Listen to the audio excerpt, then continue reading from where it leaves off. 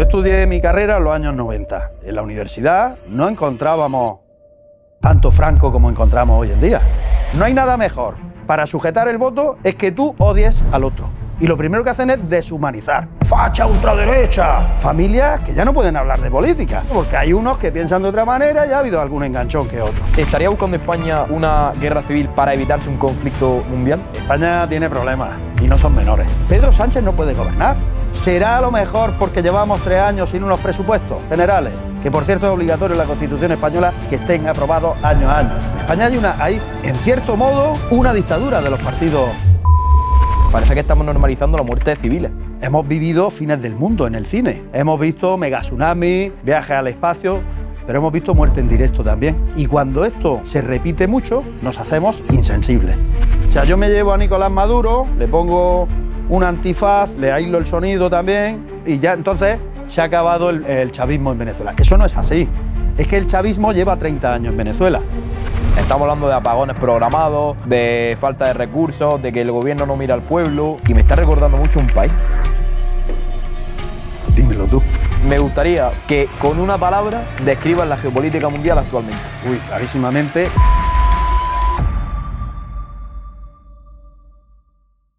Amigos, ¿qué tal estáis? Bienvenidos a un nuevo episodio del podcast Del Pico al Micro. Me gustaría introducir este episodio diciendo una referencia que, por lo que he estado investigando, no tiene autor, pero se conoce la geopolítica como cuando hay un momento de paz, no es que haya paz, es que se está preparando el próximo movimiento, hablando de poderes. Para hoy hemos traído a un gran amigo, invitado ya 2 veces además, esta es la tercera, va la vencida, en el podcast. Y bueno, creo que va a ser, seguramente, más que nada por todos los frentes que hay abiertos, que los vamos a hablar ahora, un episodio de los más calientes, hablando de geopolítica y de temas a nivel mundial hablando. Juan, bienvenido. Muchas gracias, bien hallado, y espero que no sea la tercera y la vencida, que haya más. Va a haber más, seguro, Juan. Por suerte o por desgracia, por lo que vamos a hablar ahora. Bueno, sí. Espero poder siempre hablar contigo con un buen plano y uno que esté destruido por las bombas. Esperemos que nunca pase eso. Que nunca pasen esas cosas, correcto. Juan, primero, ¿cómo estás? Antes de comenzar. Estoy bien, pues mucho trabajo, como te decía, fuera de micro, pero bien. Criando a mi familia, cuidándola y bien todo. Muy bien. ¿Estás preparado para el episodio de hoy, Juan? Sí. Vamos a empezar resumiendo. ¿Cómo ves la geopolítica mundial ahora mismo, Juan? Pues si estaba complicado el ambiente en los anteriores episodios, pues yo creo que ahora coincidimos todos en que estamos en un momento de máxima complejidad. Hay quien se atreve a decir que el mundo ya es multipolar, pero ya ni siquiera eso. Hay quien se atreve a decir que América se está concentrando, Estados Unidos, en su área de influencia, que se va a olvidar de Oriente Medio. Por otro lado, conflictos tan importantes, y lo siguen siendo, pero parece que están en segundo plano, dada la complejidad que tenemos, como es la guerra de Ucrania. Y bueno, es que todo es que empieces a preguntar y a sacar temas y vamos desarrollando. Vamos al lío, porque sí es verdad que me gustaría matizar que, como bien has dicho al principio, tenemos un Estados Unidos que ¿qué está pasando con Oriente Medio, ¿no? Que ya no se escucha tanto, incluso en Ucrania y Rusia no he estado escuchando tanto como se está escuchando ya últimamente en Latinoamérica. Sí, de hecho hoy es noticia, y empiezo por lo último que has dicho de Ucrania, que Putin estaría de acuerdo en empezar a negociar. Yo ya he escuchado en los ambientes de geopolítica y analistas que Rusia se está agotando. Entonces, no le conviene la guerra. Y a mis alumnos, cuando me preguntan de estas cosas, también se lo digo. Digo, es que ya empezaron con una economía de guerra de tal envergadura que es difícil parar eso. Y se sabe, o sin intuir, se sabe que Putin está buscando cerrar el conflicto. Las pocas zonas del Donbass que le quedan parece que podrían entrar en la negociación. Es tan poco terreno que si lo llega a perder, que no creo que lo ganará en la negociación, no le importaría. Y el ataque, la captura de Maduro en Venezuela y la inclusión de un gobierno pro Estados Unidos, porque al final es lo que tenemos, y todos los cambios que va a producir en el petróleo mundial y en cómo se distribuye, pues influyen en lo que está pasando en Rusia con respecto a Ucrania y en que haya un alto al fuego, una tregua y un fin del conflicto. Sí. ¿Qué está pasando, Juan, con Rusia y China y con Estados Unidos? Porque claro, aquí parece que como silencio, ¿no? Que, es que China está en silencio, ¿no? Y de vez en cuando dice algún mensaje, pero no suena alerta como tal. Pero tenemos una Rusia que hoy ha dicho que podría pensarse las cosas de todo lo que está pasando, de empezar a replantearse otras situaciones. Sí. Y a un Donald Trump que le han preguntado por Groenlandia, que ahora lo vamos a destripar también este tema, que vaya tema también, que ha dicho que hasta dónde va a llegar. Y ha dicho Donald Trump, ya lo veréis. Bueno, hoy es noticia también que en Davos está abierto a negociar con la OTAN y todo a una, con el gobierno de Dinamarca. Dinamarca se resiste, pero parece que van a llegar a un acuerdo. Es la última noticia que tengo. Yo vuelvo a repetir lo que he dicho en los anteriores podcasts que hemos hecho, que Trump es impredecible. O sea, no hay una ciencia exacta que pueda predecir cómo se va a comportar mañana. Si hoy ha dicho una cosa, mañana es capaz de decir otra.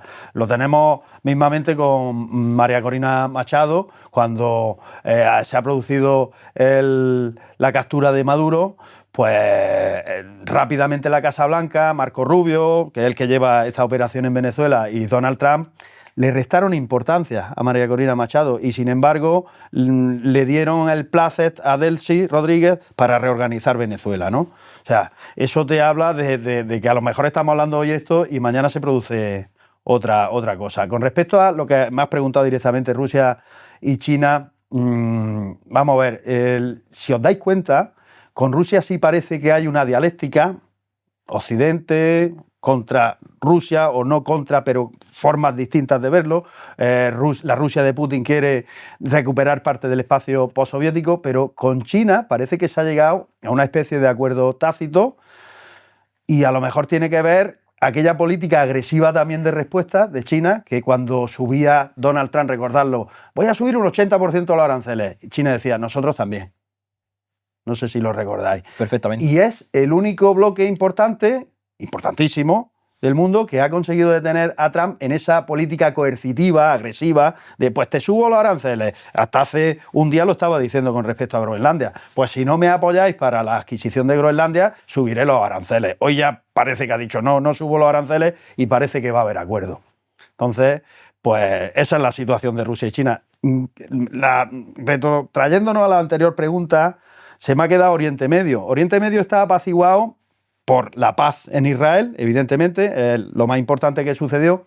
Y no sé si recordáis el ataque que hubo contra Irán el año pasado a su programa nuclear, que no es precisamente para energía atómica, eso es un eufemismo, era un programa de construcción, de fabricación de armas nucleares, ¿no? Y desde ese momento, fijaos cómo Irán ha ido teniendo más problemas, porque ese programa a Irán le costó millones y millones de dólares, que en un ataque se han ido a la basura.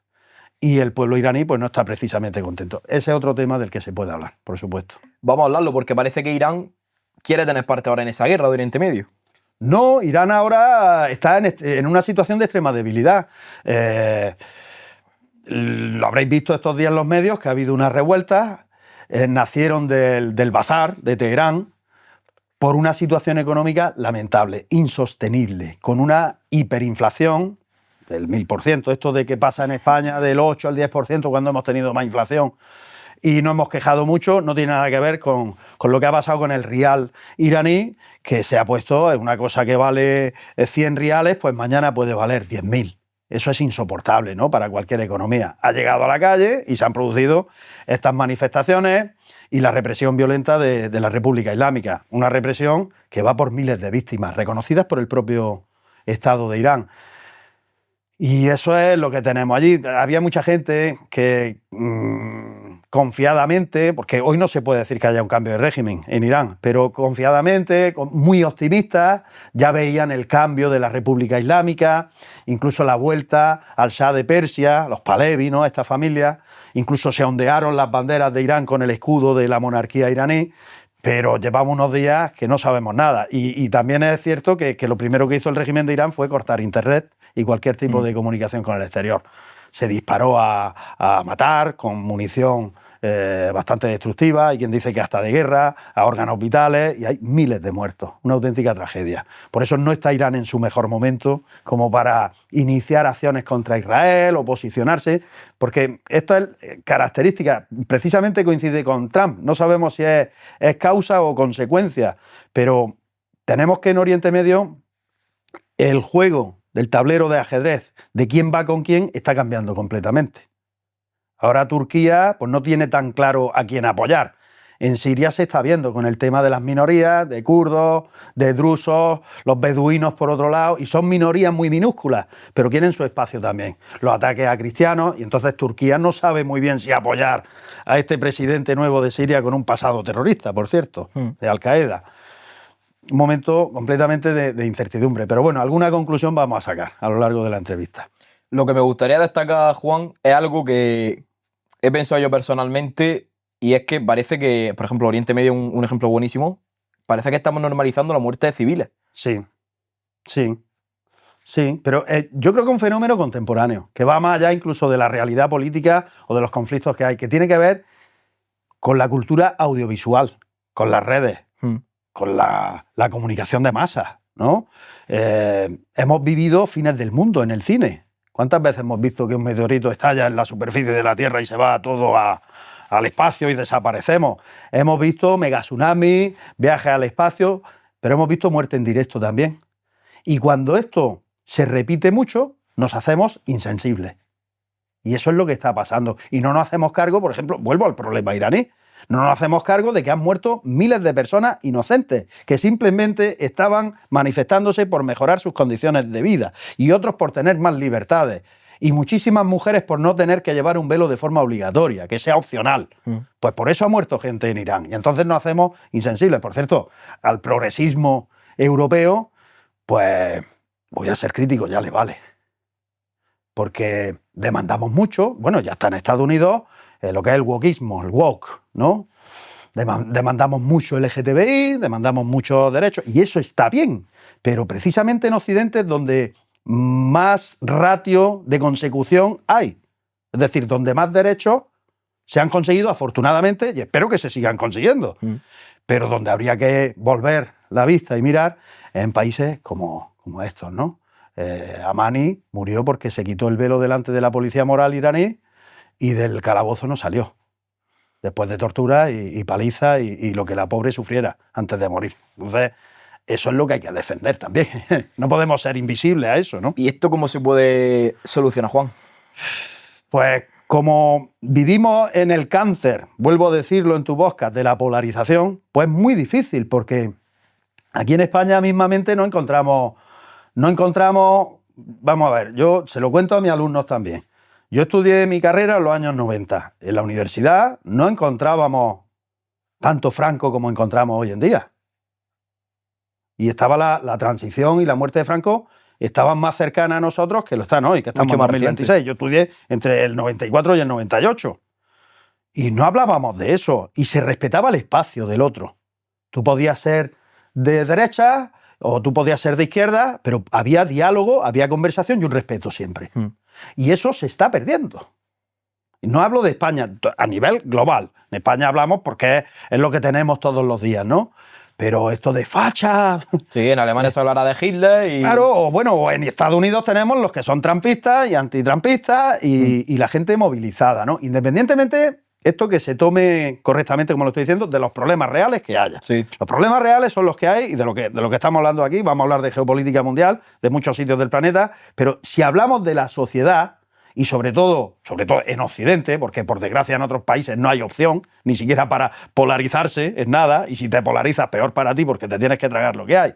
Pero en Occidente se lleva eso, y eso nos lleva a un enfrentamiento, a una dialéctica no deseable, y espero que nunca nos lleve a la fractura social, porque entonces lo habremos perdido todo y estará la violencia a la puerta, a la esquina, ¿no? O sea, cerquísima. Creo que va por ahí los temas a nivel social de cómo se perciben las cosas. También nos posicionamos, no tenemos necesidad de posicionarnos sobre algo. Tenemos que descubrir la verdad, ¿no? Y defender los derechos humanos allá donde estén. Estábamos hablando también de Donald Trump, que se ha convertido, yo diría ahora mismo, al menos en esta fecha, en una de las personas más mencionadas en todo el planeta. Personaje histórico ya, y está vivo, y está presente y está funcionando. Va a cumplir 80 años. Bueno, pues este hombre ya lo conocemos, pues... Procede de un imperio inmobiliario, no de los más importantes de Norteamérica, pero un importante imperio con dinero, se presenta, pasó por los medios de comunicación también, como sabéis, se presenta a elecciones, o sea, inicia una vida política y acaba llegando donde ha llegado, ¿no? Que es a la Casa Blanca en 2 fases. Digamos, un Trump 1.0 y el que tenemos ahora con el gobierno de Biden en medio, con su legislatura, ahora tenemos un Trump 2.0. Acabamos de cumplir su primer año de mandato de la segunda legislatura. Va a cumplir 80 años, como decía, ahora parece que es el mes de junio, cuando los cumple. Y le quedan 3 años, a este hombre le corre prisa. Si tenía proyectos en la cabeza, le corre prisa y creo que se ve en el presente, porque no paramos de ver, o sea, no dejamos de ver, actuaciones en las cuales aparece Estados Unidos y las políticas trumpistas para hacer esto o lo otro. Venezuela, Groenlandia, el ataque a las posiciones nucleares iraníes, el tema de Israel y Hamas, y me dejaré un montón, ¿no? Ucrania tiene algo que decir también. De hecho, me hizo mucha gracia que el otro, y esto es cierto lo que voy a contar, le envió una carta al presidente de Noruega, dándole las quejas de por qué no le había dado el premio Nobel a él. Que ahora ya de aquí en adelante iba a pensar más en Estados Unidos y se iba a olvidar que había parado 8 guerras y que él se merecía el premio Nobel. Yo no me lo creía cuando lo vi por primera vez, pero después digo, vamos a ver, un señor de 80 años no tiene necesidad, es que esto no es de niños, ¿no? Por cierto, que casi coincidente con María Corina Machado, que coge y le lleva el galardón y se lo dedica porque hay cierta desesperación en Venezuela y está encabezada por esta mujer, ¿no? Que quiere que Venezuela sea libre y que el voto de una persona valga y que sea real. Eso es la democracia. Nosotros hemos estado, Juan, informándonos, no puedo poner esta pierna arriba, me acuerdo por la cámara. Nosotros hemos estado hablando de Venezuela con venezolanos, de primera mano. De hecho, lo hicimos en Nueva York con una amiga nuestra que hicimos allí. Y bueno, luego hemos tenido el placer, por ejemplo, uno de nuestros editores venezolanos y tal, y nos comentaban eso, ¿no? Que ahora hay un poco de incertidumbre allí. O sea, allí, claro, le han quitado la cabeza al personaje, pero allí sigue estando todavía la cosa un poco tensa. ¿Qué va a pasar ahora? Esto es lo que no ha entendido la gente, digamos, sin yo minusvalorar a nadie, no quiero despreciar a nadie, pero la gente de a pie sí que no ha entendido que no se puede cambiar un régimen en un día. O sea, yo me llevo a Nicolás Maduro, le pongo un antifaz, le aíslo el sonido también, con una ONG, y ya entonces se ha acabado el chavismo en Venezuela. Eso no es así. Es que el chavismo lleva 30 años en Venezuela. Y deshacer eso, pues va a llevar tiempo.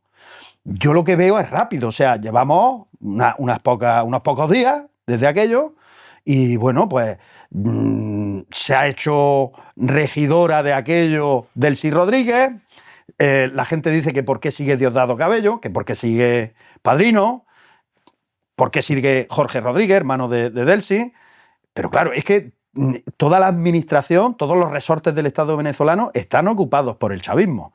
Y de alguna forma tiene que haber una hoja de ruta que viene desde Washington, seguro que es Marco Rubio, bueno, es el que lleva este tema, que marcará unos plazos para que se produzca una transición lo más pacífica posible, limpia y eficiente. Yo quiero confiar en eso, lo estoy diciendo. Lo mismo luego queda esto en agua de borraja y nos llevamos aquí una gran decepción. Pero con que se normalizara todo en Venezuela y se le diera la opción al pueblo venezolano de elegir qué es lo que quieren para su futuro, ya podríamos darnos por satisfechos. No hay que dejar de olvidar que es un gobierno que ha estado reprimiendo a su propio pueblo. Es un gobierno que ha obligado a que su pueblo salga fuera, al extranjero, al exilio. Es un pueblo que ha llevado a la economía del país a la ruina prácticamente. Cuando dicen del petróleo, no es que quiere el petróleo, es que no está produciendo apenas petróleo.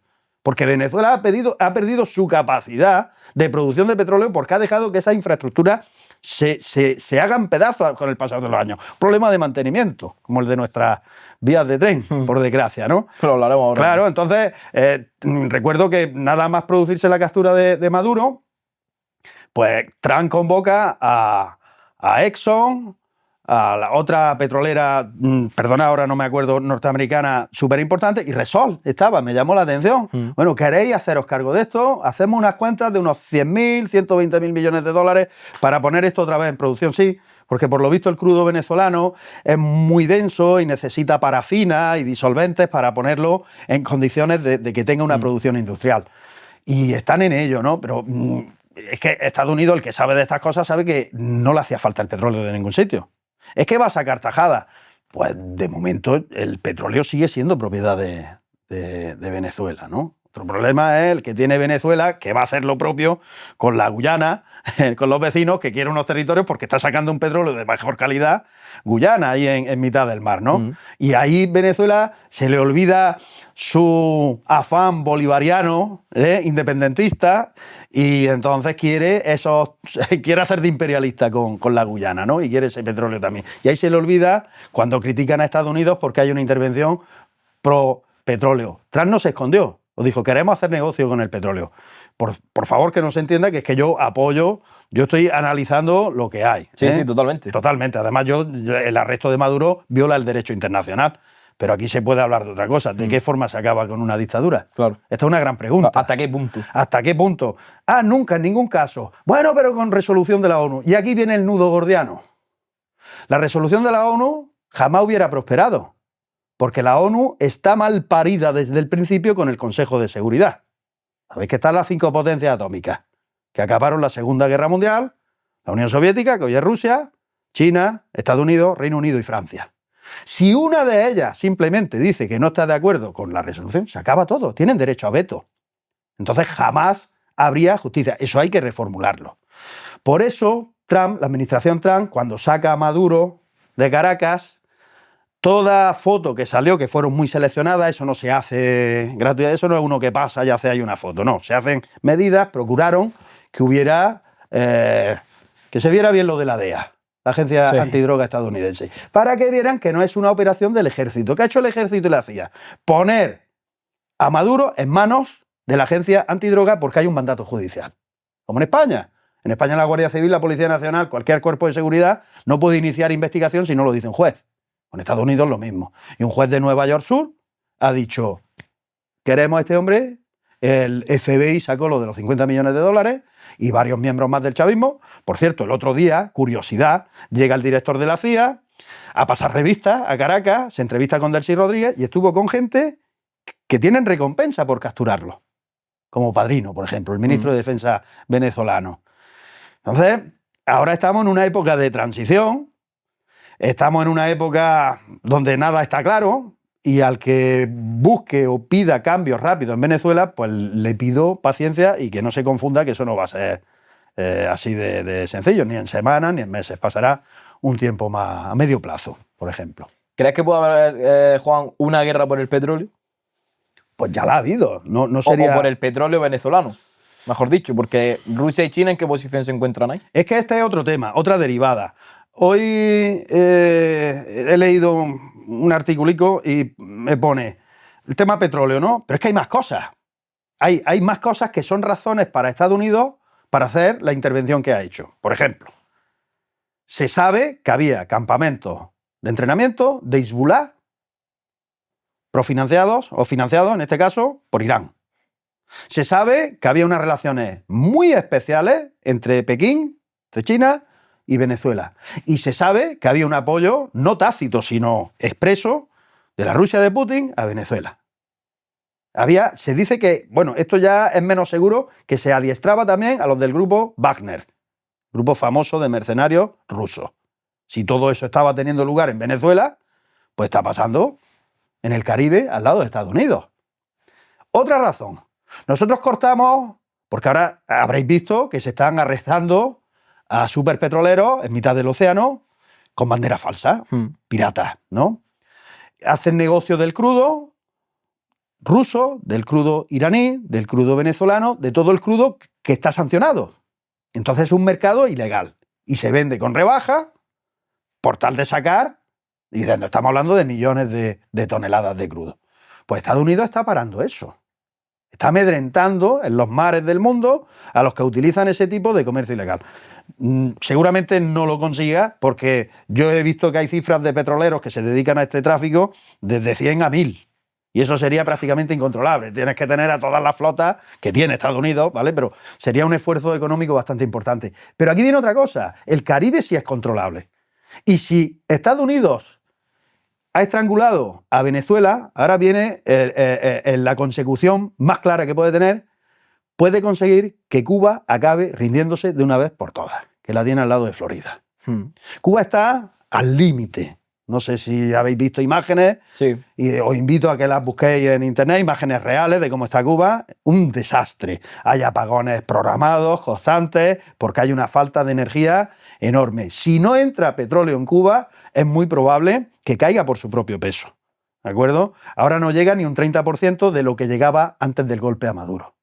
En estos días se sabe ya. Y con estas detenciones en alta mar de los petroleros, pues no está entrando ese crudo que a ellos les venía muy bien. Entonces ya se está estrangulando a Cuba hasta el final. De Cuba poco se ha hablado, salvo que, bueno, pues que la protección, aquí hay otro detalle, la protección personal de Maduro eran cubanos. Pues cuando el régimen chavista siempre ha dicho que no ha utilizado a militares ni asesores cubanos. Pues al final se ha demostrado que sí. Además, los que estaban cerca de Maduro, en el momento en el que los Delta Force entran y hacen el tiroteo que tuvieran que hacer y acaban con toda esa guardia, que al principio se dijo que eran 32, luego he escuchado yo 64, que es el doble. Avispas negras cubanas, se les suele decir a estos grupos de élite militar.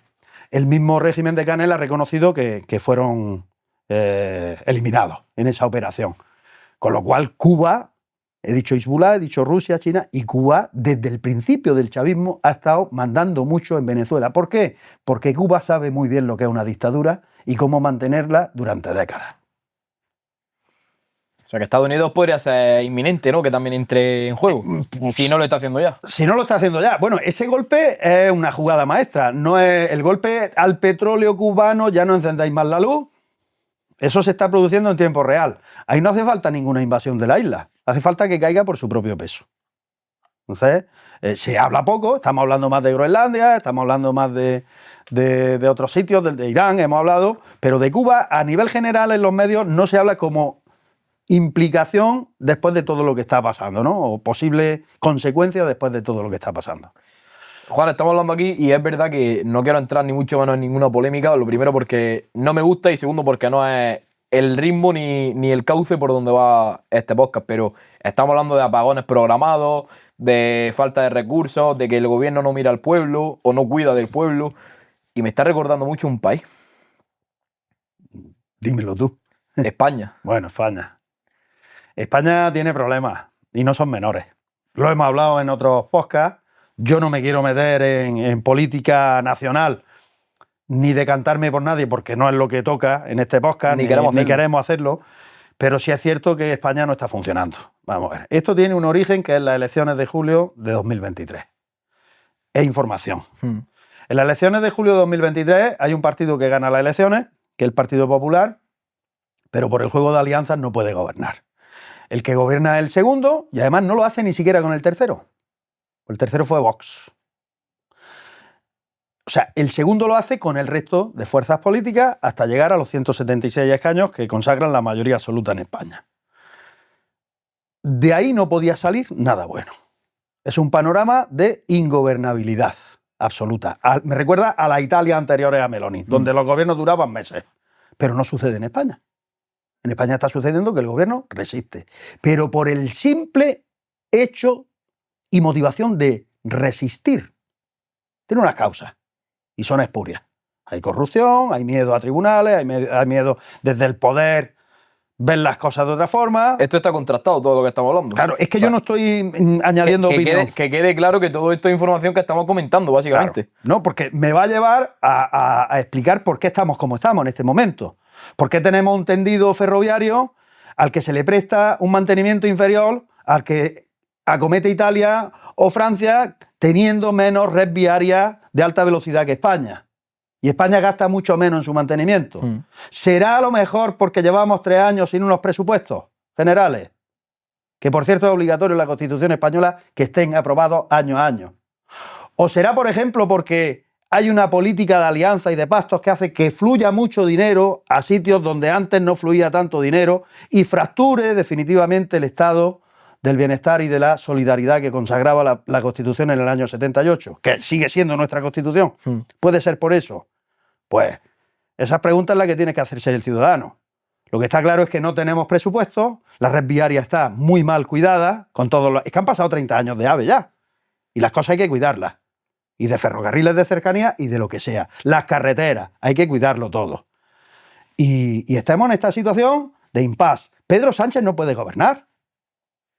No puede gobernar porque si contenta a uno, deja de contentar al otro. Este ejemplo lo pongo últimamente mucho, es como la manta. Si te tapas la cabeza, te dejas los pies al aire, y si la bajas, pues la cabeza pasa frío en el cuello, ¿no? Y aquí, si contentas a catalanes, pues estás dejando de contentar a Sumar o a los vascos. Y poner de acuerdo a toda esta marabunta de opciones políticas, pues es muy difícil y nos lleva a estas situaciones. Polaridad. Bueno, la polarización está totalmente intencionada en la moda política. Para captar votos, no. Eso lo aprendí yo hace un tiempo porque no era capaz de entenderlo. La polarización sirve para sujetar el tuyo incondicional. Explícame esto, Juan. Pues te lo voy a explicar. No hay nada mejor para sujetar el voto es que tú odies al otro. Y entonces ya no estás votando por tu partido porque estás proponiendo una serie de cosas que puedan ser interesantes o buenas para la sociedad y para ti mismo. No, estás votando porque te has buscado un rival. No, te lo han buscado. Y lo primero que hacen es deshumanizar. ¡Facha, ultraderecha! O perroflautas, me da igual. Hay que respetar a la otra parte. Yo no soy un facha, un ultraderecha, un perroflauta. Soy una persona. Y oiga, a ver si llegamos a ese tipo de sociedad tan avanzada en la cual uno es capaz de votar en unas elecciones a uno y en otras porque no lo han hecho bien a otro. O no votar. Y que no pase nada. Pero que no nos vayamos pues del respeto, de la libertad, de estar cada día mejor, de los auténticos problemas que deben de ser educación, sanidad, nuestros mayores, las pensiones, que las tengamos garantizadas. Eso es de lo que deberíamos de estar hablando todos los días. No de Franco o de la pasionaria o de quien tenga que ser. Eso no nos lleva a ningún sitio. Eso es un callejón sin salida y la que hay es mala. Porque la sociedad cada vez está más fracturada. Familias que ya no pueden hablar de política. ¿Por qué? Porque hay unos que piensan de otra manera y ha habido algún enganchón que otro. Estamos en esa. Y yo no lo entendía por qué era esto de la polarización. En Estados Unidos pasa lo mismo también. En Estados Unidos, republicanos, demócratas, pero bueno, ya es que los republicanos se han reducido a Trump. Es la superestrella del momento. Y no se le ve una sucesión clara tampoco, ¿no? Si has llegado hasta este punto del episodio es porque te está gustando o al menos te está entreteniendo. Y eso, de verdad, nos llena muchísimo. Para que esto siga ocurriendo y podamos seguir trayendo invitados que aporten valor, entretenimiento, necesitamos que nuestra familia crezca. Por eso te vamos a pedir una cosa. Porque sí, los números importan, nos dan autoridad y sobre todo nos abren las puertas a figuras más grandes. Por eso te pedimos un favor muy rápido. Suscríbete a nuestras redes y déjanos en comentarios qué te parece el episodio. Tanto para bien como para mal. Porque eso va a hacer que nos conozcamos más entre todos. Dicho esto, seguimos con el episodio. Voy a decir una curiosidad que de verdad que en el momento, claro, yo me puse la camiseta, ahora lo cuento, la pierna. En el momento no lo entendía, pero luego ya empecé a comprenderlo por esto que estamos hablando, ¿no? Y es que, bueno, estando allí en Nueva York, me puse una sudadera que tengo, no puedo dar detalles por lo que voy a decir ahora, pero me puse una sudadera para grabar, para pasar el día y tal, y me dijo un muchacho, quítate eso, porque si sales con esa sudadera en cámara, te van a tachar de X cosas. Y yo dije, es una sudadera normal y corriente, una marca, que aparecía el logo en la marca y tal. ¿Qué pasa? Ya sabes cómo está España, así me lo dijo. Y luego yo pensándolo dije, sí, efectivamente. Independientemente de que yo sea más político, más de derecha, más de izquierda, más del centro, me pueden juzgar en base a lo que yo he puesto en una sudadera. O sea, estamos llegando a esos puntos. Sí. Y más peligroso aún todavía que hay familiares que, como tú has dicho, en Navidad no se juntan ya. Correcto. Bueno, esto está pasando. Y en Cataluña pasó con el tema del 1 de octubre. Familias pro-soberanistas con los que no lo eran y han dejado de tratarse. Espero que recuperen su relación y que se quieran mucho. Pero es penoso que todas estas inyecciones de maldad nos la inyecten desde arriba. Porque luego, pues al gobernante, vamos a ver, y quisiera dejar este tema y hablar más del mundo, sí. Pero es que en España ahora mismo yo no veo mayor motivación. Bueno, tiene dos motivaciones el señor que nos preside, Pedro Sánchez, que sea mantenerse en el poder para no tener problemas en otros sitios, porque no está gobernando. No hay trabajo que hacer, porque no puede aprobar leyes. Se ha prácticamente detenido el poder legislativo. Si ahora quiere mandar tropas a Ucrania de apoyo, tiene que contar con el Partido Popular. Y de hecho lo llamó. Lo que pasa es que la entrevista no se produjo porque, por desgracia, ocurre lo del desastre de Adamuz. Pero era ese lunes, precisamente. Y se suspendió con buen criterio de momento, ¿no? Entonces, es que está contando con la oposición porque tus socios no te arreglan eso. sea, unas geometrías variables que no nos llevan a ningún sitio. No hay... España está mal en ese sentido y en muchos otros, y lo que tendrían que hacer los gobernantes no se está haciendo. No se está haciendo. Los ciudadanos, sí. El otro día, con respecto a Adamuz, se destaca lo que hicieron los habitantes de este pueblo. Increíble, te lo digo hace horas. Claro, una hora antes de que llegaran los heridos, y la gente que no estaba tan herida, pero estaba conmocionada al máximo, ya tenían preparados sus mantas, sus alimentos, el párroco muy destacado ahí en su labor, Cáritas también. Me da igual si es religioso como si no es religioso, pero ese pueblo estuvo a la altura de las circunstancias. Quiere decir que los españoles son generosos y somos un pueblo noble. Un gran pueblo. Un gran pueblo. Un gran pueblo. Luego tendremos nuestras envidias, que es el peor defecto que nos puede caer, pero España es formidable. No nos merecemos estos casos de corrupción, no nos merecemos que estemos desgobernados completamente. Nos merecemos lo mejor del mundo, ¿sabes? Y al resto también, ¿no? Pero estamos hablando ahora de estamos España. Aquí en España, efectivamente. Qué buen punto ese a favor. Ya para cerrar, Juan, me acuerdo en una de las grabaciones, no recuerdo si fue la primera o la segunda que tuvimos, que dijiste algo que a mí, de verdad te lo digo, hay muchos días hablando así, escuchando cosas, que me ha resonado en la cabeza, y fue una frase que dijiste que decía tal cual que si no íbamos a ningún punto, íbamos a la deriva. Sí, claro. Algo así creo que dijiste. Bueno, yo sí no, te lo voy a decir. Yo, cuando... Y volvemos a la geopolítica mundial. Corrijo. Si los que gobiernan no saben hacia dónde vamos a la deriva. Vamos a la deriva. Así era. Claro. Y luego hay otra, y es que no se sabe si es mejor que haya una conspiración de alguien que vaya hacia algún sitio, que estemos a la deriva sin control ninguno. Y eso no lo sabemos. Eso en las sinergias internacionales está ocurriendo también. Se ha movido tanto el avispero, que ha sido Donald Trump, evidentemente, que no se puede definir muy bien dónde vamos. Siempre se han hecho predicciones de forma errónea. Tú de esto no te vas a acordar porque fue a principios de los 90. Hubo un libro de un pensador de origen japonés, Francis Fukuyama, estadounidense de nacionalidad, que era El fin de la historia. Uy, qué bien suena. ¿Esto qué? ¿Se acaba el mundo? Suena tragedia, sí. Recuerdo en la carrera cuando estaba de supermoda. No te has leído a Fukuyama, tal y que cual. Claro, cuando te lo leías entendías de qué iba. Con la caída de la Unión Soviética, la caída del muro de Berlín, la Unión Soviética, ese mundo de bloques supuestamente había desaparecido. Entonces la historia la iba a contar Occidente. Entonces era el fin de la historia. Porque la historia no está hecha para que la cuenten uno. Esta era la visión, por cierto, bastante maniquea, de Francis Fukuyama en su momento, que se vino abajo completamente en 2001 con lo de las Torres Gemelas. Y ahí apareció alguien, en Al-Qaeda. Bueno, ha osado atacar al Imperio Americano en su símbolo era en Nueva York. Las Torres Gemelas, tú has estado allí hace poco, ¿no? Y ya no hay nada, no. ¿Vale?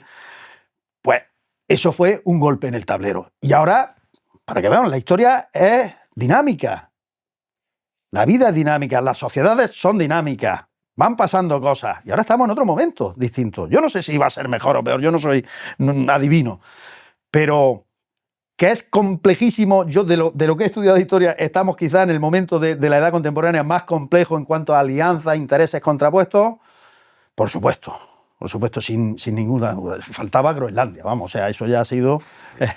Vamos a hablarlo un poco. Sí, pues no es una aspiración nueva en Estados Unidos, no es una invención de Trump. Esto ya Truman, después de la Segunda Guerra Mundial, lo intentó, porque Estados Unidos, bueno, esto ya sabéis que a principios del siglo XIX Dinamarca se separa del reino de Noruega-Dinamarca y hubo peleita por a ver quién se quedaba con Groenlandia y al final Dinamarca se quedó con aquello después de siglos de exploraciones, de los vikingos, pero bueno, no tienen nada que ver los vikingos, pero que los países nórdicos navegaron aquella agua y se tuvieron posesiones, ¿no? Con la Segunda Guerra Mundial, Alemania intentó entrar en Groenlandia y fue Estados Unidos la que lo expulsó de allí. Y entonces Truman, pues, quiso Groenlandia, Dinamarca se opuso, se la devuelven a Dinamarca, pero sí se llegó a un acuerdo para instalar un montón de bases militares. Hoy hay una, nada más, Pituffik, además se llama, una base nada más, pero en aquellos momentos se llegó, creo, que a tener 17 bases militares. Hay un montón de aeropuertos. Pensad que Groenlandia es 4 veces más grande que España y tiene 50.000 habitantes, densidades de población mínimas. Pero sí había un tejido militar importante y nunca tuvo restricciones Estados Unidos para hacer explotación minera. Por eso hoy no entendemos qué es lo que busca Trump. ¿Ponerle la bandera? ¿En serio es tan sencillo? ¿En serio le conviene a Donald Trump, que tiene los índices de popularidad internos por los suelos, le conviene meterse en una conquista ahí y para ponerle la bandera a Groenlandia, cuando tú ya puedes poner todas las bases militares que quieras y además hoy te han concedido la explotación minera de tierras raras y todo lo que haya en Groenlandia? ¿En serio? ¿En serio que el problema es la bandera? Pues ya parece, bueno, vamos a negociar con la OTAN y estas cositas. Eso está pasando ahora en tiempo real. Pero ha sido un movimiento pues para salir ganando de un negociante. Claro, pero ¿qué interés ve Estados Unidos en este caso? Hay intereses geoestratégicos también ahí. Esto te iba a contar. ¿Esto es una simple especulación de un movimiento estratégico que quiere hacer Estados Unidos para posicionarse? ¿O Groenlandia tiene algo Se habla materialmente hablando? Materialmente se sabe que hay tierras raras. Si hablamos de materia, ¿no? De riqueza. Geoestratégicamente sí tiene un sentido. Se lanzó noticia, hay quien dice que esto es un bulo, intencionado desde Washington, de que Rusia y los chinos de vez en cuando atracaban barcos por allí. Y esto alimentó el interés y el temor, por supuesto, porque para un americano lo primero es su protección, o sea, que estén protegidos y que no haya peligro. Y entonces, pues fue como lanzar el globo sonda para ver aquí qué pasa en Groenlandia. Entonces, con esa acusación luego vimos que posiblemente, si hay un cambio climático más acelerado, el paso del norte se libere, que es circunnavegar la Tierra por América del Norte, por todos estos vaivenes que hay de hielo ahora mismo, pues serían agua navegable y atravesar pues ahí el norte de Canadá, perfectamente llegar al Océano Pacífico. Pero luego hay otra cosa que es una línea estratégica que hace que todo el Atlántico Norte esté defendido desde radares, desde sensores de distintos tipos por parte de Estados Unidos. Y hoy me ha llamado la atención una noticia que leo de unas declaraciones de Lavrov, este ministro ruso, digamos que pueda ser el número 2 de Putin, ¿no? Por lo menos el que más tiempo está durando ahí, que dice que lleva razón Donald Trump, que eso se lo tenían que haber dado a Estados Unidos. Volvemos a esa relación de admiración Trump-Putin, Putin-Trump, y se le da la razón a Estados Unidos, con lo cual pues parece que no había tanto interés de Rusia por esa zona, ¿no? Y se queda cada uno en su sitio del tablero. Te intento dar explicaciones al por qué esta pasión. Por supuesto que no es una ventolera que le ha dado a Donald Trump para decir aquí esto, porque ahora se me ha ocurrido a mí. Sí, que históricamente y ahora mismo ya hay cositas que más que invitar nos hacen estar seguros de que sale ganando Estados Unidos, por supuesto. Me gustaría hablar de un país latinoamericano, Juan, que en su momento, sigue teniéndolo, ¿no? Pero en su momento tuvo un auge increíble por la acción del presidente del país. Me parece muy bien, además. El Salvador. Nayib Bukele. Sí. Ahí se ha llevado...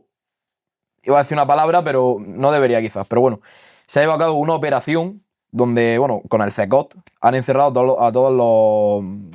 ¿Cómo se...? Sí, a las bandas de las maras. Los pandilleros. Sí. A todos los pandilleros. ¿Qué opinas de esto, Juan? Pues opino que eso está en una muy delgada línea entre lo que es correcto y lo que vulnera los derechos humanos. Pienso lo mismo. ¿Vale? Meterme en el detalle, pues habría que estar allí, pero no ahora. Habría que haber estado cuando las maras funcionaban a pleno rendimiento y entonces lo mismo veríamos eso como gloria bendita, claro, lo que ha hecho este hombre. Que resuena más porque se ha hecho, pero es que se ha podido hacer porque es un país pequeño.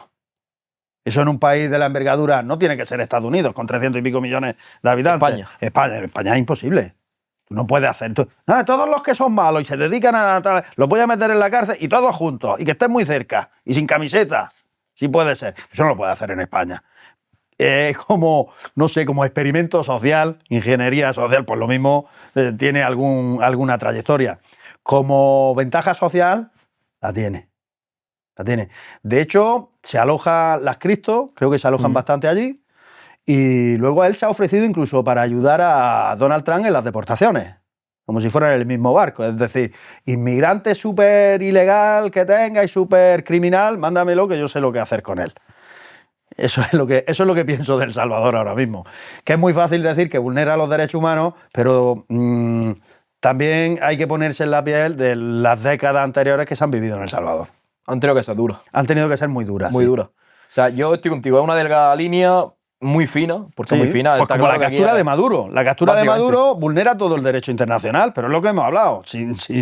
Y un dictador, un tirano, Claro. No tiene solución. ¿Cómo para eso? Claro, que se subleve el pueblo, pero bueno, si ya ha cogido todos los resortes de ejército, de policía, los opositores están en el exilio, eso ya va a ser para los restos de la vida. Tiene que haber manera de llevar la justicia al mundo. Juan, si Donald Trump acaba su mandato, ¿hacia dónde crees que va el mundo? Lo tiene que terminar. Y Debería. es un señor mayor. Si le quedan 3 años, pues va a estar a punto de cumplir 83, cuando eso suceda. Me preguntan, pero es que hay movimientos. Si Donald Trump, esto voy a hacer una predicción y no me gusta hacerla nunca. Se viene el clip, ¿eh? Apuntamos Se ahí. viene. Si a Donald Trump se le ocurriera hacer cualquier tontería para alargar otro mandato o poder tenerlo, modificar leyes para que eso fuera posible, estaremos en la antesala de una guerra civil en Estados Unidos. Ahí tienes titular. No creo yo que los Muy Estados bueno. Unidos, pero vamos, hasta los mismos republicanos, no estarían gozosos de que alguien quisiera erigirse como tirano de una nación que nació libre. Que esa era tú has estado allí. O sea, la libertad es sagrada. Sí. Podremos criticar a Estados Unidos de su intervencionismo, de su doctrina Monroe, ahora es Donroe, por Donald Trump. Podremos criticarlo en muchas cosas, pero de la defensa de la libertad, no. Y a mí cuando me dicen, el consorcio capitalista, armamentístico, tal. Bueno, ¿y qué opción a la hora de apoyar o tener aliados en el mundo quieres que yo coja? ¿Rusia, Corea del Norte, China? ¿En serio? Pues yo con todos mis respetos a esos países y en algunas cosas sin respeto. No es la opción. Estados Unidos tiene sus contradicciones y cabalga sobre ellas, sí, pero al menos nos ha enseñado lo que es la libertad, lo que es la democracia. Aquí cuando explicamos historia, muchos profes como yo ya hablamos de revoluciones atlánticas. ¿Por qué? Porque cuando nos vamos a explicar la Revolución Francesa es como, bueno, en Europa y en Francia, un chauvinismo ahí alrededor de la Revolución Francesa y ciertamente fue un hecho que tiene un impacto mundial, ¿no? Y en la historia y en las fases de la historia. Pero antes de ella fue la Revolución Americana, con una declaración de derechos del hombre. Y le enseñaron al mundo lo que era eso. Porque si eso es 1776 hasta 1789, que no es la Revolución Francesa, tuvieron que enterarse de qué había pasado allí en Norteamérica, ¿no? Entonces, pues, explicaciones. No me gusta ir con nadie, pero si tuviera que elegir, lo tengo claro. Siempre con la libertad, y con la democracia, y con el respeto, y con sociedades libres, con información libre, que es la que tú puedes estar haciendo aquí mismamente. Sí, total. No, allí es exagerado. O sea, allí respiras la libertad. Las cosas como son. Sí. Cada uno en su posición, pero al final son libres. Sí. De decisión, de elegir y quiero hilarlo, Juan, con... Está pasando en Europa, ahora está pasando en Estados Unidos, el poder que está emergiendo del Islam. Bueno, ese poder está intacto. No veo yo que haya crecido más o que esté en mayor apogeo. Quizás esté ahora un poco peor que hace 2 o 3 años, no tan mejor. ¿Tú crees? Sí. Lo de Hamas e Irán, Hezbollah, eso no ha fortalecido el Islam. A ver, es cierto que Irán es chiita y es una secta minoritaria con relación a los sunitas, que son un 90% del Islam mundial, que es el que encabeza Arabia Saudí, como centro, la Meca, y donde se respeta más el culto, y es la directora de esta religión, ¿no? Pero Arabia Saudí, si tiene que pactar algo perfectamente con Israel, lo hace. Marruecos mismamente. Además lo saben todos los marroquíes que tienen buenas relaciones con Israel. Entonces yo los veo más normalizados. El tema de Siria, Bashar al-Assad se marcha al exilio, a Moscú, por cierto, donde es recogido, y ahora hay un hombre que, por cierto, que con controversia porque había pertenecido a Al-Qaeda, pero no se está viendo ese clima de Estado Islámico que había antes, de asesinatos masivos, esos vídeos tan desagradables que veíamos con mutilaciones que acababan en la muerte en directo, ¿no? En alta definición incluso, ¿no?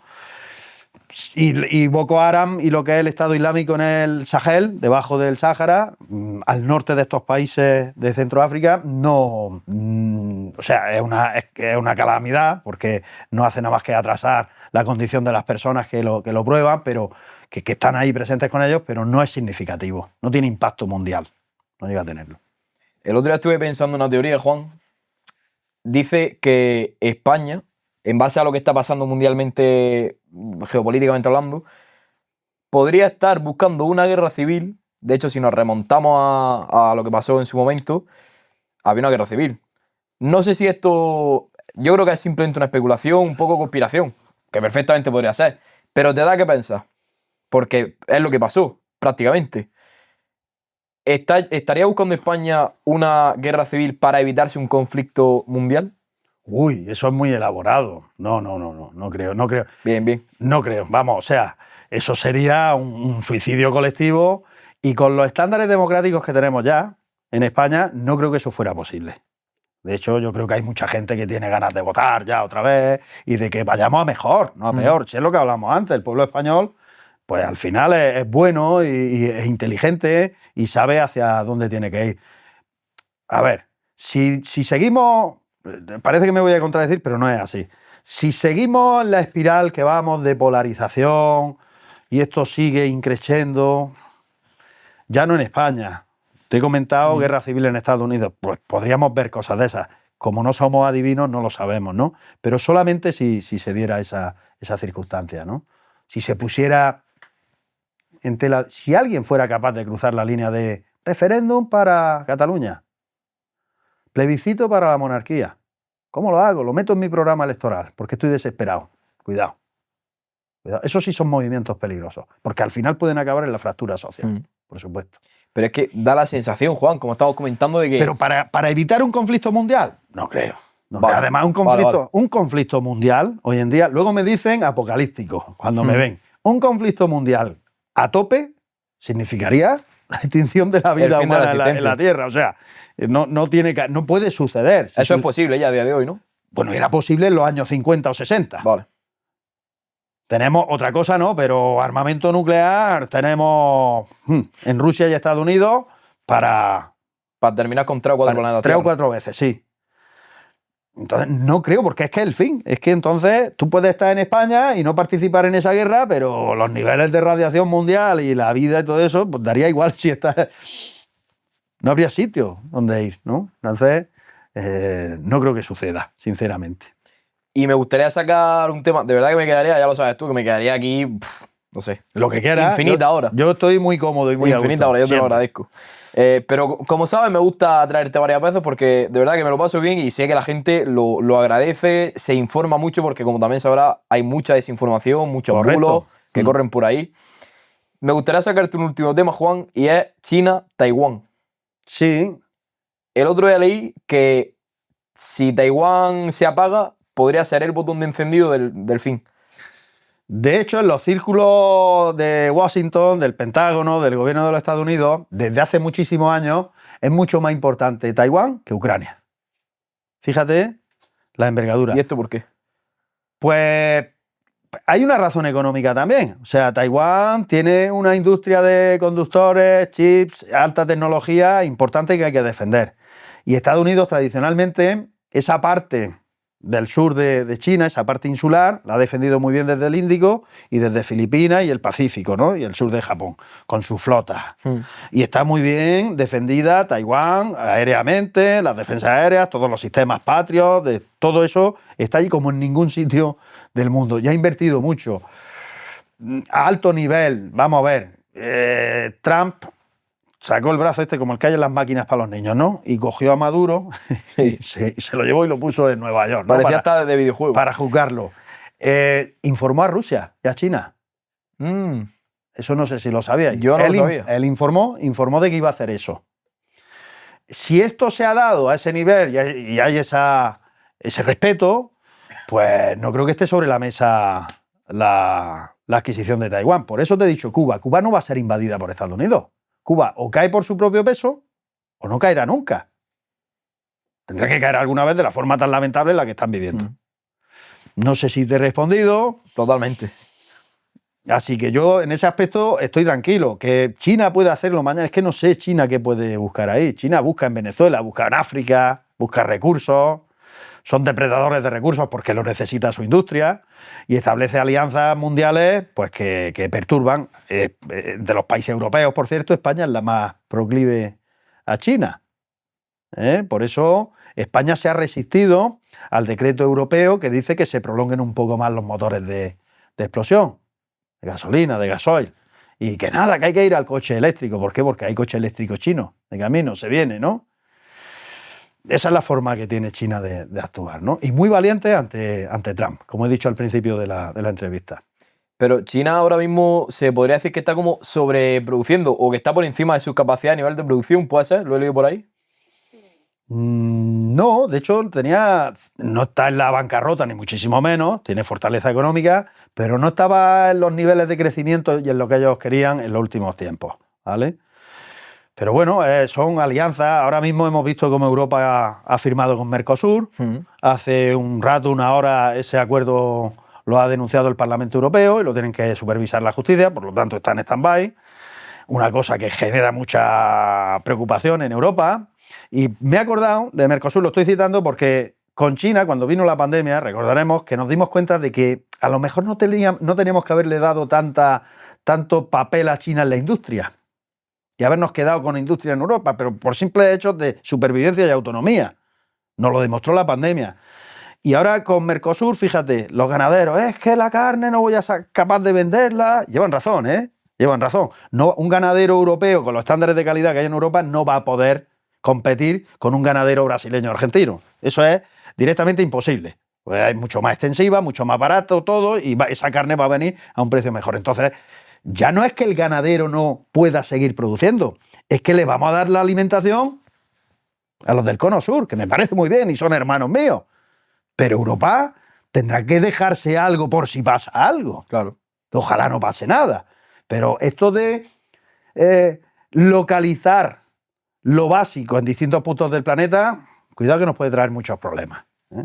Y Europa está pasando por unos momentos muy delicados. Es que no te lo quería decir porque aparte que es evidente también, pero Europa está en declive. Totalmente. Yo Claro. tenía más dudas a lo mejor en el anterior podcast, hace un año y poco. Y ahora pues te doy la razón completamente, ¿no? Por cierto, que España ahí también se ha retratado un poco estos últimos días porque el Parlamento Europeo aprobó la prohibición. Esto va a rechinar un poco incluso a los oyentes, pero me da igual, lo tengo que decir. Porque estoy de acuerdo con el Parlamento Europeo. Y España está defendiendo que las minorías del 2% puedan tener representación en el Parlamento Europeo. Y Europa firmó, y además lo han aprobado todos los países, menos España, que por lo menos un 5%. ¿Por qué? Porque es que va en contra de la idea de la Unión Europea que nos fragmentemos. Va en contra. Lo dije en otra ocasión también. Por un lado nos unimos, vale. Y por otro lado, Cataluña independiente, los corsos que quieren serlo también, en otra red, lo que es la Europa de las 100 banderas. Pero bueno, esto es que estamos locos. Si estamos haciendo una organización supranacional potente, queremos que sea así, ¿cómo es que por otro lado queremos separarnos y volver a los reinos de taifas medievales? Eso no tiene ningún sentido. Entonces, Europa, la Unión Europea, dijo de prohibir esa serie de partidos y dar más representación a las mayorías, a la democracia. Si es que en España no está pasando. En España hay en cierto modo, una dictadura de los partidos minoritarios, que son los que con sus pocos escaños sostienen un gobierno débil, que en este caso es el de Pedro Sánchez. Sí. Y están consiguiendo más que nunca hubieran soñado. Muchísimo más. ¿Por qué? Porque es que mis 6 escaños los necesitas. Me tienes que dar cercanía. Me tienes que dar el IRPF. Me tienes que dar, y me tienes que dar, y me tienes que dar. Y la vaca se está quedando en los huesos. No queda más. Pero el problema ya no es el poder. El problema es el resto de España.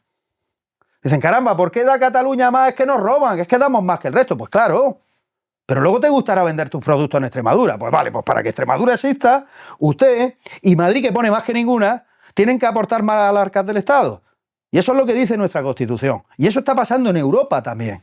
O sea, la Unión, por sitios, por focos, se quiere ir al traste con identidades que no van a ningún sitio, sinceramente. Cultura, el idioma, vale, ¿y eso qué? Pues vamos a mantenerlo, pero estamos unidos. A mí me da igual que un belga, vamos, me da igual. Es que me encanta que hable la gente, por ejemplo, en España, en el País Vasco, que se hable el euskera. Es que hay que cuidarlo para que no se pierda nunca. Pero ¿eso qué tiene que ver para estar separados? Que parece que somos enemigos. Es que esa es la idea, que parecemos enemigos. Entonces, es un problema que tiene Europa bastante grave, amén del que hemos dicho, de ganadería, de agricultura, de industria. Somos más verdes que nadie, legislamos la IA sin tener proyectos de IA aquí en Europa. Nosotros no somos punteros en IA, pero no podemos hacer las leyes de IA, porque somos los legisladores del mundo. Pues por eso a veces pillamos collejas por parte de Trump y nos dice, tranquilo, somos más verdes que nadie. Pues si nosotros no tenemos petróleo, claro, lo tenemos fácil para ser verdes. El tema es el que tiene petróleo, el que tiene tejidos productivos y el que tiene problemas para llegar a final de mes. En teoría, pues todo está muy bonito, muy verde y muy cambio climático, pero luego hay que irse a la realidad. Y eso es lo que le está pasando a Europa, que la están despertando. No podía estar pendiente de que el ejército, los militares, el armamento lo pusiera siempre Estados Unidos. Y ahora se están dando cuenta, ¿por qué? Porque hay una supuesta o real, es que no sé lo que va a hacer Rusia. Yo no veo Rusia que vaya a invadir Europa, no puede invadir Europa, no tiene fuerza para hacer eso. Tendrá fuerza para destruirnos con misiles nucleares, pero una invasión, un país que no pasa de 150 millones de habitantes, teniendo Europa sin el Reino Unido 450 millones, teniendo una Alemania, eso no va a suceder. Pero sí tenemos que estar armados para poder defendernos si eso se pudiese... Preparados como todo. Como todo, no de papá Estados Unidos, pues ahí nueva colleja. Y Estados Unidos que cada vez está menos papá y está más... Claro, Estados Unidos está... Más primo América segundo. the first, dice nuestro Donald Trump. Great America again. Claro, y entonces, ¿qué pasa? Pues que a lo mejor pues tienes que poner tú también, y que me he hartado de ser el policía del mundo. Eso está pasando en Oriente Medio. Cuando hemos empezado a hablar te lo he contado, que está Estados Unidos recogiendo un poco de la cuerda. Y luego sí es cierto que, por ejemplo, en Palestina y en el tema de Gaza, hoy he escuchado algo, digo, por fin, se había parado tanto, pero claro, en el tema venezolano, Groenlandia, pues se acaban olvidando las cosas. Y aquello hay que arreglarlo, aquello se tiene que sustanciar también. ¿Se ha firmado un acuerdo de paz? No se ha firmado un acuerdo de paz. Pues entonces vamos a firmarlo y vamos a ver lo que hacemos aquí. Un resort de lujo, dice Donald Trump. Yo no lo veo, pero bueno, es lo que está diciendo. Es un hombre que es soñador, la verdad. O sea, aparentemente, sí, negociante. Negociante nunca y además ha dicho. dicho, y se puede hacer porque yo sé de propiedad inmobiliaria y eso va a salir perfecto. Digo, vale, pues ya está. No, negociante es seguro. Seguro. Vamos, eso ya te digo que sí. Juan, me gustaría, para cerrar el episodio, que con una palabra describas la geopolítica mundial actualmente. Uy, clarísimamente, incertidumbre. Wow. Pues el título del podcast va a ser La era geopolítica del miedo. Bueno, pues miedo, yo no tengo miedo.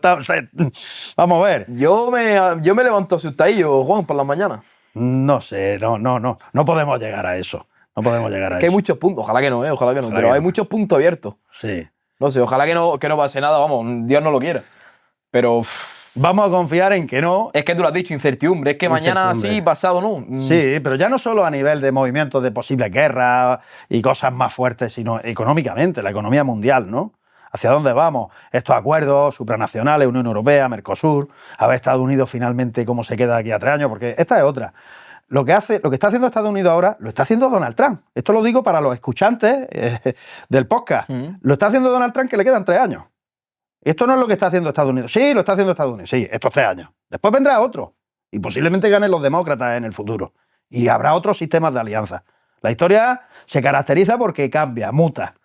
Y esta situación que tenemos ahora, pues será otra en el futuro y no tiene que ser ni mejor ni peor, será diferente completamente. Pero la gente ve, ¡ay, Groenlandia! Y ¡ay, este hombre lo que está haciendo! ¡Y ¡ay, Venezuela! Calma. Seguro que veremos otro panorama. Esperemos que no sea... Más apocalíptico. Espero que no, Manuel, espero que no. Más apocalístico, pero no, yo quiero Yo creer espero que no. Espero que no. Pero Espero me que gustaría seguir grabando podcast y ya, claro. cada uno nuestras cosas, ¿no? Cada uno nuestras cosas. Ojalá que sí. Sí, señor. Juan, ha sido un placer tenerte. Y lo mismo digo. Ya sabes que vamos, te tenemos mucho que agradecer el equipo y yo porque siempre que te llamamos estás ahí, la verdad, y informas con la verdad. Bueno. O al menos con lo que tú te informas, que eso es súper importante. Sí, yo procuro opinar lo menos posible. Y ya está. Que siempre saldrán haters por ahí. Sí, siempre hay algunos. Pero bueno. Pero de momento, pues con lo que uno se informa y sabe que está contrastado. Yo podría ver de cosas que he leído y he escuchado, bueno, yo me pongo aquí a decir tonterías y a lo mejor tiene hasta más audiencia. No se sabe. Pero no preferimos quedarnos con la Pero yo verdad. no soy capaz de hacer eso, porque hay que discernir lo que es fantasía y pura especulación de lo que es verdad y real, ¿no? Totalmente. La verdad que yo personalmente tengo un fallo contigo, es que te aviso con muy poca antelación, que las cosas hay que decirlas. Pero es que me sorprende tu capacidad de llegar y soltarlo todo en un momento, Juan. A mí es que me gustan estos temas y los estudio, leo. No tengo tanto tiempo como quisiera para dedicarme a ellos. Incluso estuve pensando pues voy a hacer un máster ahí de paz y seguridad internacional y tal. Y me hice una ilusión, pero rápidamente se me fue porque es imposible. Habría sido tirar el dinero o en todo caso lo acabo, pero lo acabo pues mal. Y a mí me gusta cuando hago una cosa, pues hacerla bien hecha y disfrutarla. Ya que me gusta esto, pues disfrutarla. Pero lo que es información, prensa, hay buenos portales. El que quiera saber de estas cosas, pues por ejemplo, el Instituto Elcano, el Real Instituto Elcano, porque está auspiciado por nuestra corona, pues tiene unas informaciones de primera categoría. Además, tiene un consejo de especialistas bastante nutrido y publican a cada momento. O los chavales del Nuevo Orden Mundial también, que lo tenéis ahí, va con suscripción, pero hace unos materiales buenísimos. Y así, yo puedo decir, eso es infinito, es lo que tú quieras. Pero sí es verdad que aconsejo que al que le gusten estos temas, que si no sabe mucho, que pregunte por las fuentes a las que tiene que acercarse. Porque si no, acaba haciendo de charlatán, hablando cosas que no son, creyendo en teorías de la conspiración, y no es correcto. Y no es correcto. Si ya es bastante interesante el mundo, no hacen falta más misterios. Con lo que tenemos, 100%. ya tenemos para entretenernos. 100%. Pues Juan, lo dicho, muchas gracias. A ti siempre, Manuel. Es un placer. Lo mismo digo. A vosotros, chicos, espero que os haya gustado mucho el episodio. Ya sabéis que aquí venimos a contar siempre la verdad, sin censura. Yo lo voy a decir aquí, siempre que nos dejen. El día que no nos dejen, por lo mejor salgo sin las gafas, no sé. Aquí dejo una pista. Eso, espero que os haya gustado mucho el episodio. Nos vemos en el próximo, que os hayáis informado, que hayáis aprendido. Hypear el vídeo, ya sabéis que es una nueva función de YouTube, ¿vale? Esto para los de YouTube, los que estéis viendo desde Spotify, pues dale me gusta, también compartirlo y tal. Si os mola, dejadnos en comentarios para próximos episodios con Juan, en este caso, qué temas os gustaría tocar, etcétera. Ya sabéis que siempre intentamos hablar lo más actual. Y como ha dicho Juan al principio, cuando estábamos aquí hablando detrás de cámaras, que es imposible hablar de todo, porque es que estaríamos 5 o 6 horas. Así que nada, os dejamos. Un abrazo muy fuerte del equipo, Juan conmigo, del Pico al Micro. Juan, ahí saludemos. Ahí está. Hasta luego. Muy bien. Muy bien, Bueno, ¿no? sí.